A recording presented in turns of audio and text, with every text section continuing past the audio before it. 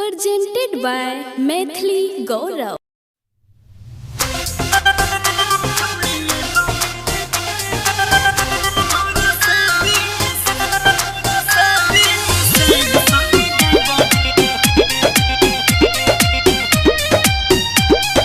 Singing by Gaurav Thakur. Shivani Jha. हमरा बिना रे लभर अब कर पड़तो सबर रेबे के राती भेज देबो शादिया के खबर। मतलब से किया गे हमरा बिना रे लभर अब कर पड़तो सबर रेबे के राती भेज देबो शादिया के खबर। हे सुन ले अपन दर्द कुछ ये ना बताइबोगे बन के डीजे ट्रॉली वाला हम आइबोगे बन के डीजे ट्रॉली वाला हम आइबोगे तोरा शादी में सैड सॉन्ग गाइबोगे बन के डीजे ट्रॉली वाला छौड़ी आइबोगे तोरा शादी में सैड सॉन्ग गाइबोगे बुझ गेली DJ विकास मटियार कला सीतामढ़ी।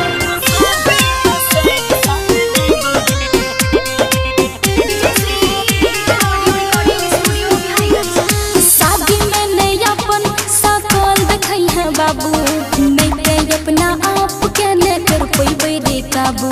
त साता भेल से दावे करते ने दिल के अपन दर्द के करा से कहबै छोरी चल जेबी ससुरा को ना के रहबै अपन पागल वाला सकल देखैबोगे बन के डीजे ट्रॉली वाला हम आइबोगे बन के डीजे ट्रॉली वाला हम आइबोगे तोरा शादी में सैड सॉन्ग गाइबोगे बन के डीजे ट्रॉली वाला छौड़ी आइबोगे तोरा शादी में सैड सॉन्ग गाइबोगे सब भंडा फोड़ कर देबो। DJ विकास मटियार कला सीतामढ़ी।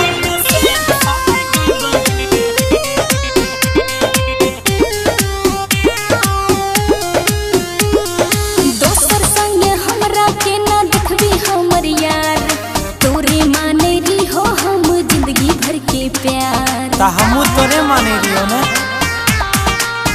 सट कोइने छै बाराती वाला आबे पर तोई कहो गौरव ठाकुर गाना गाबे पर तोई आज सरवन से सब कुछ कहबोगे हम कहबोगे बन के डीजे ट्रॉली वाला हम आइबोगे बन के डीजे ट्रॉली वाला हम आइबोगे तोरा शादी में सैड सॉन्ग गाइबोगे बन के डीजे ट्रॉली वाला छौड़ी आइबोगे तोरा शादी में सैड सॉन्ग गाइबोगे मैं तो कहीं बाप का बियाह करा Recording by Ajay Star Bihar।